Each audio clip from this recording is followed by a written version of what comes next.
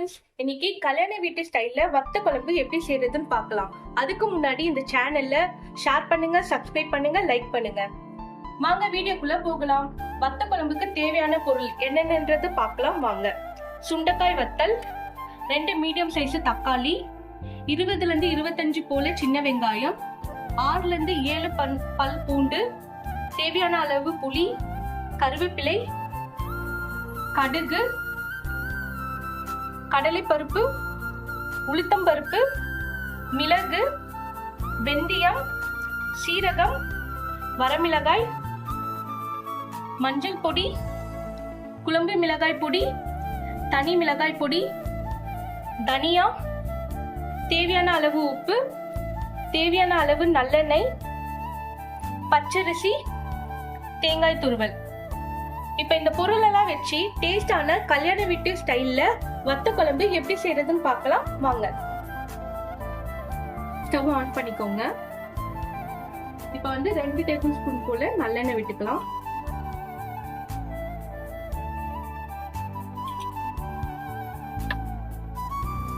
ஒரு ஸ்பூன் கடலை பருப்பு, ஒரு ஸ்பூன் உளுத்தம் பருப்பு,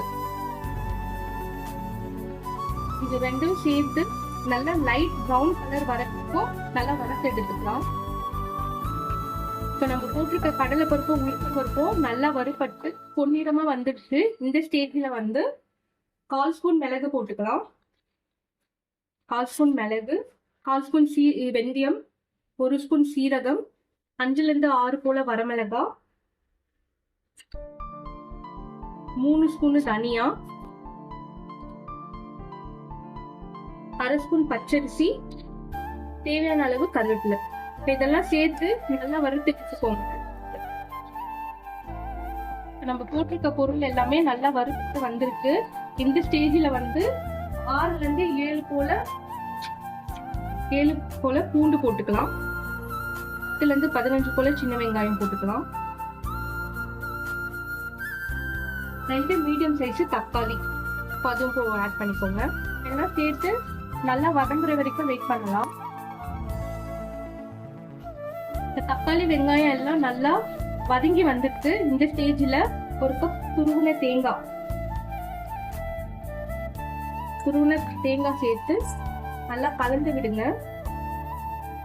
தேங்காய் போட்டு நல்லா கலந்ததும் ஸ்டவ் ஆஃப் பண்ணிடுங்க. இது நல்லா சூடு ஆறின பிறகு தேவையான அளவு தண்ணி சேர்த்து பேஸ்ட் மாதிரி அரைச்சு எடுத்துக்கலாம்.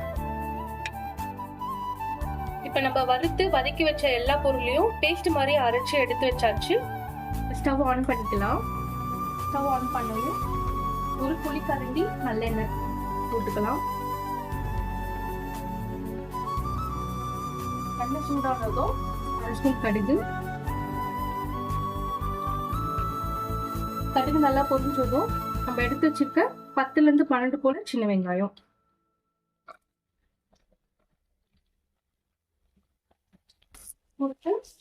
கருவேப்பிலை போட்டுக்கோங்க. நல்லா வெங்காயம் போட்டு நல்லா வதக்கி விடுங்க. வெங்காயம் நல்லா வதங்கி கண்ணாடி பத அளவுக்கு வந்துருச்சு. இந்த டைம்ல மஞ்சள் பொடி, 1/2 ஸ்பூன் குழம்பு மிளகாய் பொடி, 1 ஸ்பூன் தனி மிளகாய் பொடி, தேவையான அளவு உப்பு சேர்த்து நல்லா கலந்து விடுங்க. இந்த டைம்ல சின்ன எலுமிச்சை அளவுக்கு புளி எடுத்து ஊற வச்சு தண்ணி எடுத்து வச்சிருக்க. இப்ப இந்த புளி தண்ணியை ஆட் பண்ணிடலாம்.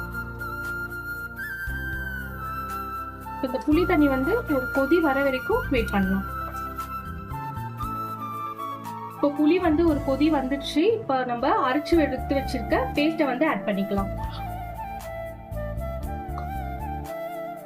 நல்லா கலந்து விடுங்க.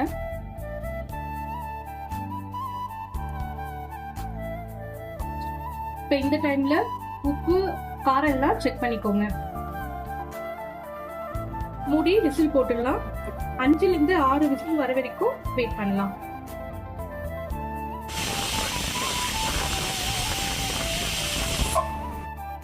இப்ப 6 விசிலுக்கு அப்புறம் குக்கர் ஓபன் பண்ணி குழம்பு எப்படி இருக்குன்னு பார்க்கலாம். குழம்பு நல்லா கொதிச்சு பச்சை வாசனை நல்லா போகி நல்லா எண்ணெய் நல்லா பிரிஞ்சு வந்திருக்கு. இந்த ஸ்டேஜ்ல ஒரு பேன்ல ஒரு குழிக்கரண்டி அளவுக்கு நல்லெண்ணெய் எடுத்து வச்சுக்கோங்க. இப்போ நம்ம எடுத்து வச்சிருக்க சுண்டக்காய் வத்தல்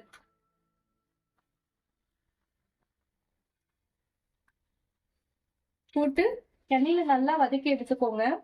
அப்பதான் வத்தல்ல இருக்க இந்த கசப்பு தன்மை போகும். ஒரு 5 நிமிஷம் போல வத்தல் நல்லா எண்ணெயில வதக்கி எடுத்துக்கோங்க.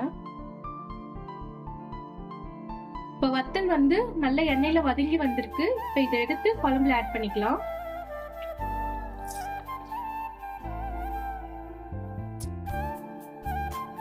இப்போ கல்யாண வீட்டு வத்த குழம்பு ரெடி.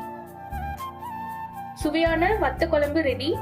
இந்த டிஷ்ஷை கண்டிப்பா நீங்க ட்ரை பண்ணி பாருங்க. உங்க எல்லாருக்கும் பிடிக்கும். ட்ரை பண்ணி பார்த்துட்டு கமெண்ட்ஸ்ல எப்படி இருக்குன்னு எனக்கு சொல்லுங்க.